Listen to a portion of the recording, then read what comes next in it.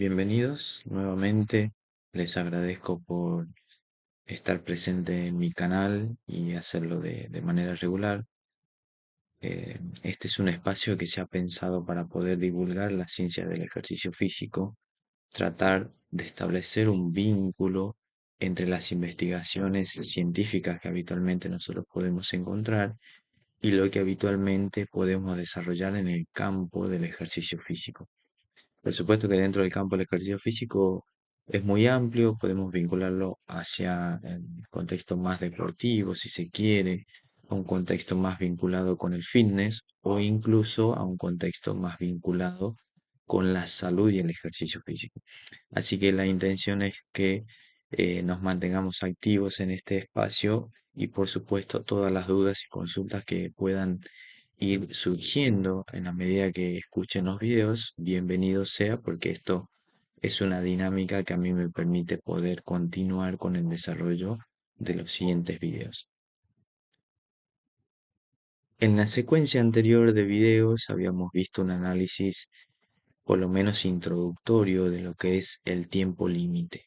Particularmente el tiempo límite dentro de la bibliografía científica se puede entender como las posibilidades de rendimiento que tiene un individuo, puntualmente hablando de la carrera, a una determinada intensidad del esfuerzo. Esta intensidad del esfuerzo generalmente va a venir predefinida, digamos, por una prueba o por un test de campo que nosotros podamos aplicar. Puntualmente, esta velocidad que nosotros vamos a utilizar de referencia para aplicar una prueba de tiempo límite suele ser el 100% ya sea del consumo máximo de oxígeno, de la velocidad aeróbica máxima o como dice acá, de la velocidad final alcanzada que nosotros obtengamos de una prueba de campo. Como mencioné en los videos anteriores, cuál es la velocidad que utilizamos, eso va a depender de los instrumentos y de las herramientas de medición que habitualmente nosotros tenemos a disponibilidad. Entonces, según esos instrumentos, esas herramientas, le va a corresponder la utilización de una velocidad determinada. En este caso puntual, nosotros nos vamos a centrar en la utilidad de una de estas tomando como referencia lo que nos dicen las investigaciones científicas y a partir de ahí podemos hacer después una relación, ¿sí? Habíamos mencionado de que esta velocidad de referencia que nosotros obtenemos, perdón, en una prueba de esfuerzo progresiva o gradual es la que nos sirve de referencia, ¿sí? Básicamente esta velocidad se conoce como VAM, es la velocidad mínima a la que nosotros alcanzamos ese consumo máximo de oxígeno. También habíamos mencionado en videos anteriores de que por encima de esta velocidad aeróbica máxima tenemos la posibilidad de seguir desempeñándonos, pero bajo la predominancia de otros sistemas, puntualmente del sistema glucolítico, que es el que va a demandar el mayor aporte energético. Volviendo al tema del tiempo límite, esta velocidad es la que habitualmente se utiliza como referencia para aplicar esta prueba de tiempo límite. Por ejemplo, supongamos que nosotros obtenemos acá una velocidad de 15 kilómetros por hora en una prueba progresiva, como habíamos mencionado. Esa velocidad, es decir, los 15 kilómetros por hora, son los que se van a utilizar para aplicar esta prueba de tiempo límite. ¿Y cómo se aplica en el campo? Básicamente se realiza una medición en el campo si lo queremos hacer en una pista, si lo queremos hacer en un espacio amplio como puede ser una cancha de fútbol, una cancha de rugby, una cancha de hockey, con las medidas realizadas de manera adecuada, por supuesto.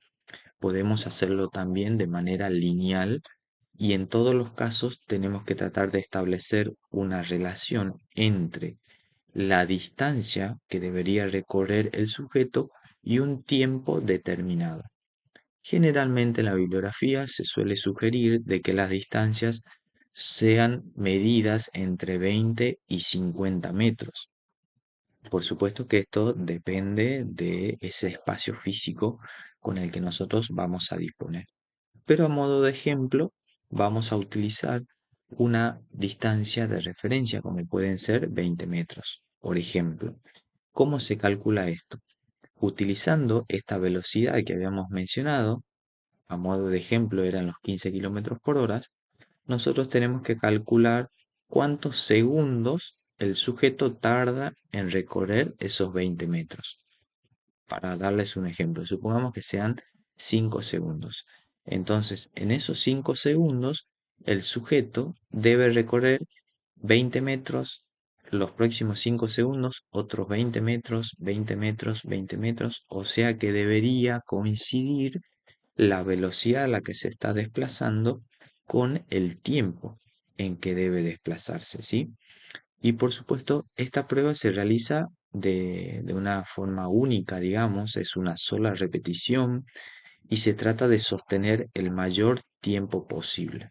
Supongamos que el sujeto ha sostenido el esfuerzo durante 3 minutos a 15 kilómetros por hora, lo que representa ese 100% de su velocidad aeróbica máxima. La bibliografía menciona, particularmente las investigaciones realizadas por el grupo de investigación de Veronique Vilat y sus colaboradores, de que el tiempo límite debería tener un rango, si está realizado y aplicado de manera adecuada, entre los 2 y los 10 minutos.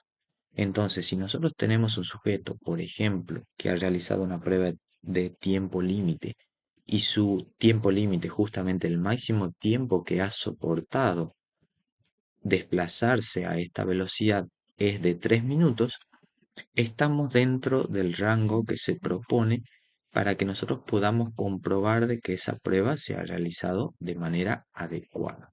¿Sí? Entonces, de esa manera nosotros podemos comprobar de que esa prueba o esa exigencia en tiempo límite se realizó de manera adecuada.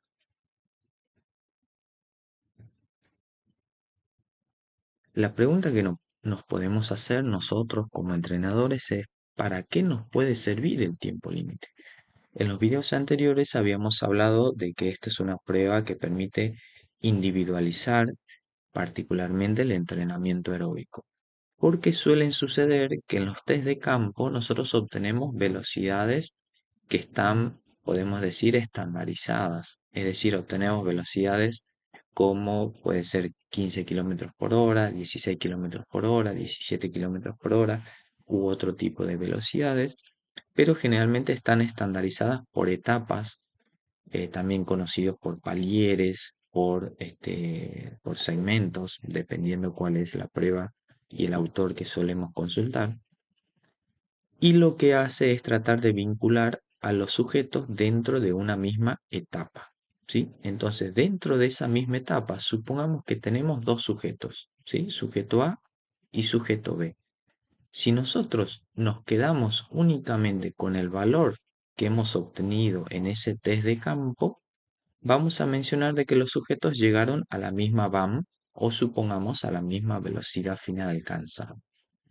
El tiempo límite nos permite individualizar ese rendimiento, porque se ha estudiado que a pesar que los sujetos en una prueba o en un test de campo progresiva hayan alcanzado velocidades iguales, el rendimiento en esa prueba de tiempo límite suele ser diferente, ¿sí? Es decir, que no solamente van a influir factores pura y netamente aeróbicos, sino que se ha considerado de que pueden influir otros tipos de factores como está mencionado acá. Hablamos puntualmente de niveles de fuerza máxima, de fuerza explosiva, la composición corporal, incluso factores biomecánicos vinculados con la zancada, el tipo de zancada, la frecuencia de pasos. Entonces, hay una serie de factores que van a influir en que un sujeto en una prueba de tiempo límite pueda rendir, como en este ejemplo que estamos viendo acá, el 50% más del tiempo que otro sujeto que también alcanzó la misma velocidad de referencia en una prueba o en un test de campo. ¿Sí? La pregunta que puede seguir de esto es, ¿para qué me sirve individualizar tanto el entrenamiento aeróbico? Si nosotros vemos, a modo de ejemplo, estas barras, el sujeto A podría entrenarse con una longitud del intervalo por lo menos hasta 6 minutos siempre que trabaje en esa intensidad o en esa velocidad en la que se aplicó el tiempo límite. Por el contrario, este sujeto B, su tiempo de tolerancia, digamos, a intervalos de trabajo podría estar alrededor de los 4 minutos. Entonces vemos claramente cómo la aplicación de la prueba de tiempo límite a nosotros nos permite dar un paso más allá en la individualización de ese entrenamiento aeróbico, como habíamos mencionado, que también va a estar influenciado por otros factores que muchas veces no son considerados o quizás no son vinculados directamente con el rendimiento aeróbico. Entonces, esta prueba o este test de tiempo límite nos permite obtener un esfuerzo mucho más individualizado de cada uno de los sujetos.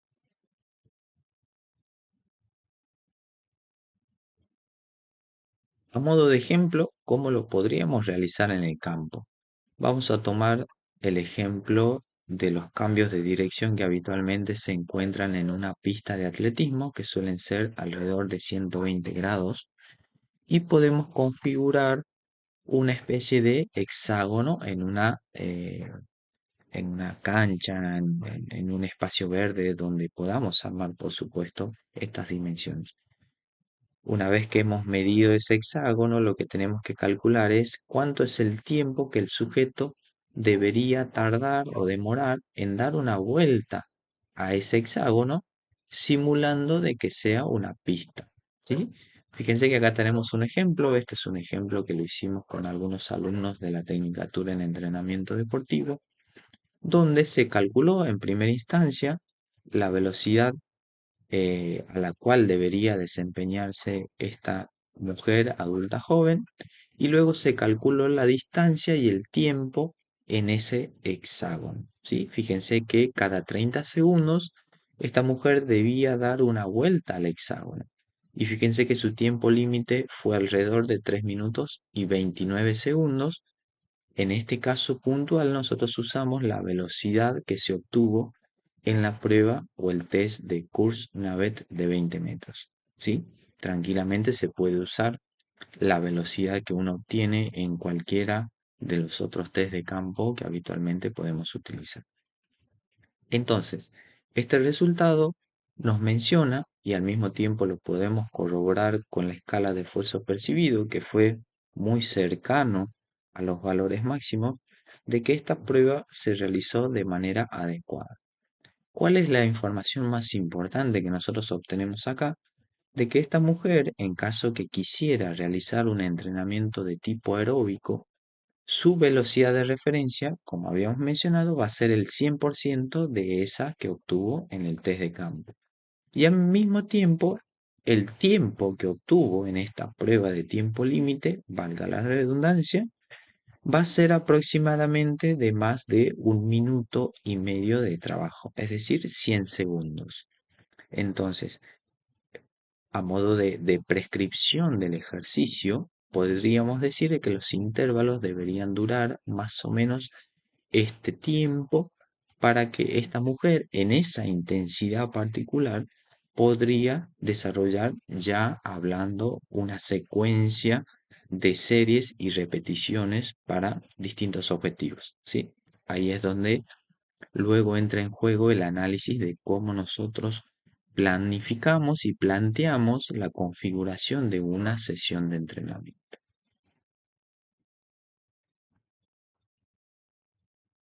Ya para ir finalizando, ¿qué encontramos nosotros en la bibliografía científica? Estas investigaciones se han realizado durante muchos años y se ha podido encontrar información bastante interesante. La información quizás más importante tiene que ver con esta relación directa que existe entre el incremento de la intensidad del esfuerzo y la disminución del tiempo de trabajo. Es decir, que si nosotros queremos trabajar a intensidades muy altas, por ejemplo el 120-140% de la BAM, los tiempos de trabajo van a ser relativamente cortos en comparación con intensidades de esfuerzo mucho más bajas. ¿Sí? Entonces, el primer punto clave tiene que ver con el tipo o el nivel de intensidad del esfuerzo con el que nosotros queremos trabajar. Una vez definido allí, podemos interpretar de que la duración aproximada de estos intervalos de trabajo va a ser diferente. A modo de ejemplo, están resaltadas las intensidades del 100 y 120% de la BAM, ¿sí? Fíjense que son las dos intensidades que por una parte ha permitido trabajar durante mucho tiempo y al mismo tiempo ha permitido trabajar en el consumo máximo de oxígeno. Es decir, no es solamente importante la intensidad del esfuerzo y el tiempo de trabajo, sino también es importante identificar esa intensidad del esfuerzo que a mí me permite exigir al 100% o cercano al 100% del esfuerzo del sistema aeróbico, ¿sí? Este es un punto muy importante porque si nosotros tomamos como ejemplo, para hacer una comparación, el 90% de la intensidad, podríamos decir de que entrenó o duró mucho más tiempo que las otras intensidades. Pero ¿cuál es la diferencia? La permanencia en consumo máximo de oxígeno fue menor. Es decir, del tiempo total de trabajo, este sujeto o este grupo de sujetos permaneció aproximadamente el 16% o 16 segundos, en este caso puntual que se toma como referencia la unidad de medida. Sin embargo, si tomamos como referencia las otras intensidades, vemos de que la permanencia, es decir, la exigencia al 100% de ese sistema aeróbico es mucho más elevada. Por supuesto que esto es a modo descriptivo, pero podemos observar de que existe información clave y muy importante de cómo nosotros podemos trabajar en el campo a través de la prescripción de esa longitud, digamos, del intervalo para determinados objetivos vinculados con el sistema aeróbico.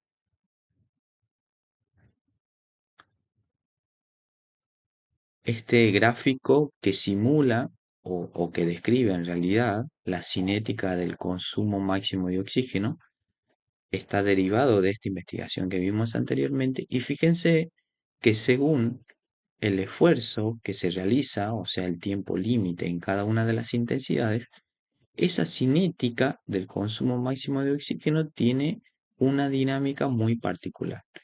¿Cuál es la que ha permitido más tiempo de trabajo? Como vimos en la tabla anterior, es la intensidad del 90%. Pero si nosotros podemos ver esta imagen, esta línea punteada, perdón, representa aproximadamente el consumo máximo de oxígeno, o sea, la zona de entrenamiento, como dice acá, que a nosotros nos facilita desarrollar e incrementar ese consumo máximo de oxígeno. Por lo tanto, debería haber una combinación, no solamente de la intensidad del esfuerzo, sino también de la duración de ese intervalo. ¿Y cuáles son las dos que más se adecúan, como habíamos visto en la tabla anteriormente? El 100 y el 120% de la intensidad, ¿sí? Como vemos acá en los gráficos, de que esas dos intensidades son las que solicitan, son las que exigen en mayor medida al sistema aeróbico.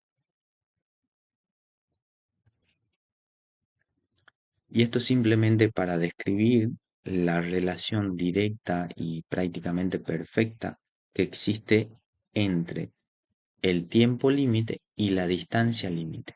¿Qué quiere decir esto? De que si nosotros decidimos utilizar, por ejemplo, una distancia de entrenamiento de 600 metros, ¿sí? Le va a corresponder un tiempo de trabajo determinado. Si nosotros queremos extender esa distancia de trabajo, por supuesto que el tiempo va a ser más extenso, ¿sí? Pero dentro de esta relación aparece implícita la intensidad del esfuerzo, ¿sí? Por lo tanto, existe una relación directa e inversamente proporcional a la intensidad del esfuerzo. Es decir, que si nosotros incrementamos la intensidad del esfuerzo, el tiempo límite va a ser cada vez menor, como pudimos apreciar en la tabla anterior.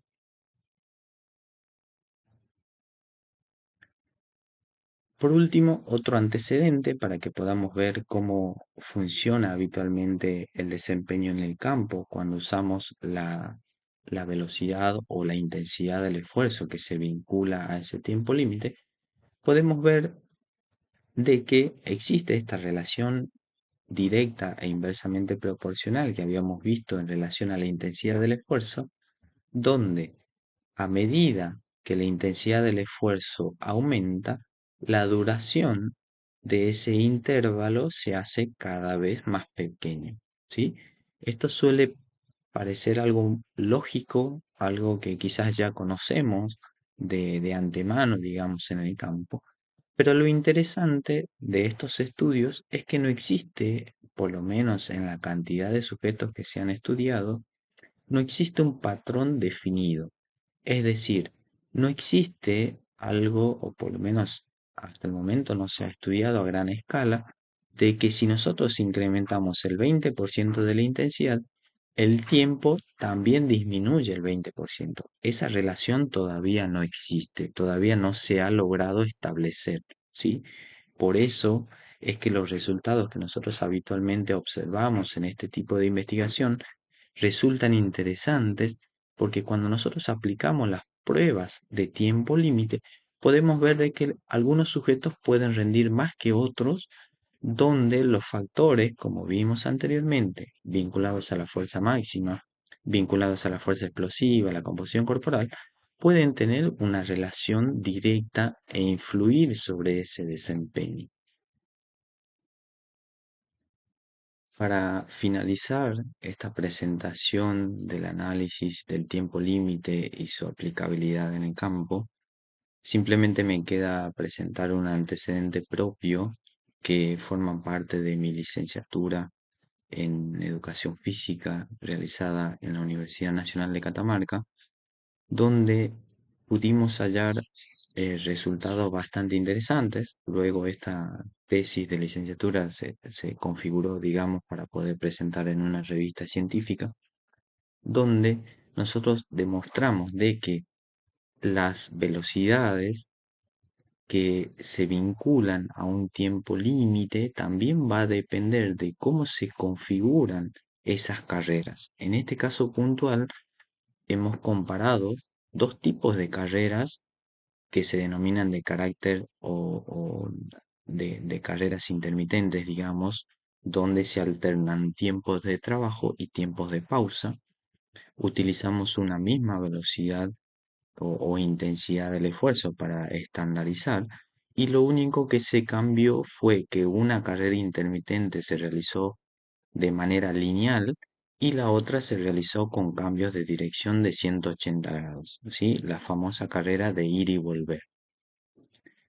Los datos interesantes que hemos podido encontrar es que las carreras que tienen cambios de dirección de 180 grados representaron aproximadamente el 50% del tiempo límite de las carreras que se realizan de manera lineal, es decir, sin cambios de dirección. Por lo tanto, este resultado es muy importante porque habitualmente nosotros configuramos y desarrollamos este tipo de carreras en la preparación física de distintos deportes. Entonces, de esta manera deberíamos considerar si nosotros queremos incluir carreras intermitentes de tipo lineales y al mismo tiempo con cambios de dirección, los volúmenes de trabajo deberían ser distintos, ¿sí? Si queremos forzar, digamos, el mismo volumen de trabajo, entonces ahí es donde la intensidad del esfuerzo debería modificarse. En esta tesis en particular se usaron tiempos de trabajo de 10 segundos por tiempos de pausa de 10 segundos y se realizó una única serie, es decir, un único bloque hasta la fatiga y se contabilizó la cantidad de repeticiones que pudo realizar cada uno de los sujetos. Cabe mencionar de que los sujetos que participaron de esta tesis fueron futbolistas del ámbito local, digamos, de primera división, y realizaron ambas configuraciones de carrera. ¿Sí? Por supuesto que esto tiene un diseño metodológico para tratar de que no exista una influencia ya sea positiva o negativa entre una u otra carrera y que la información sea lo más confiable posible, ¿sí? Como resultado y conclusión final de lo que estamos mostrando dentro del análisis de tiempo límite, podemos mencionar de que un tiempo límite realizado de manera continua y realizado de manera correcta debería realizarse por lo menos en primera instancia al 100%, ya sea del consumo máximo de oxígeno, al 100% de la velocidad aeróbica máxima o al 100% de la velocidad final alcanzada según cuál es el instrumento de medición o de estimación que estemos utilizando. Y la bibliografía menciona de que este tiempo límite debería oscilar aproximadamente entre 2 y 10 minutos. Eso nos daría a nosotros mayor confiabilidad de que la prueba de tiempo límite se aplicó adecuadamente. También mencionamos de que los tiempos límites por encima y por debajo de esa velocidad estándar de referencia, es decir, el 100%, va a diferir en cuanto a la duración, donde todavía no se ha estudiado si la relación es directamente proporcional. Si bien hay algunas investigaciones que mencionan de que existe una relación directa, la proporción tanto a velocidades supramaximales, es decir, por encima del 100%, o inferiores al 100%, no está establecido del todo porque se han encontrado también algunos resultados que indican que el acompañamiento de otras variables también van a influir, como puede ser el caso de la fuerza y sus distintas manifestaciones, la composición corporal, entre otras. Otra conclusión importante tiene que ver con el tiempo en que nosotros queremos permanecer en consumo máximo de oxígeno. ¿Por qué es importante esto? Porque existe mucho respaldo científico que menciona que si el objetivo es mejorar el consumo máximo de oxígeno, nosotros deberíamos exigir al sistema aeróbico al 100% o muy cercano a ese 100%, ¿sí? Por lo tanto, se ha demostrado de que las velocidades de carrera que pueden exigir, digamos, al 100% al sistema aeróbico están alrededor entre el 100 y el 120%, y al mismo tiempo estas velocidades permiten sostener y mantener mayores tiempos de trabajo totales, ¿sí? Por lo tanto, esta es una estrategia que nosotros, si nos dedicamos a la preparación física puntualmente con el objetivo de mejorar el consumo máximo de oxígeno, deberíamos considerar. Y por último, y no menos importante, hacemos referencia a que la prueba, es decir, el tiempo límite que nosotros vamos a aplicar, va a ser dependiente de ese test o prueba de campo que vamos a utilizar, ¿sí? Por lo tanto, como se mencionó al principio, no solamente va a depender del instrumento de medición del que nosotros tengamos a disposición, sino también de la organización, es decir, del protocolo de cómo nosotros queremos obtener esa velocidad de referencia, ¿sí? Por lo tanto, este conjunto de variables y de factores, nosotros debemos por lo menos tener una visión general y considerarlas al momento no solamente de evaluar, sino al momento de la prescripción del ejercicio con distintos objetivos vinculados al desarrollo del sistema aeróbico. Por último, simplemente mencionarles de que si este tipo de información les resulta útil y atractiva, se unan al canal, puedan compartir y divulgar los videos con otras personas, con otros colegas que quizás estén interesados en la temática y en la medida que vamos teniendo mayor demanda de distintas temáticas también lo vamos a ir analizando, ¿sí? Pero por supuesto este es un esfuerzo que se necesita de colaboración de todos ustedes para que podamos seguir vinculando la información científica con lo que habitualmente desarrollamos en el campo, como se mencionó al principio. Muchas gracias nuevamente por su participación.